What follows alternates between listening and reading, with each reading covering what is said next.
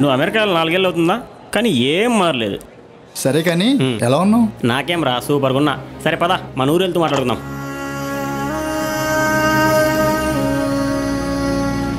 Thank you CM sir.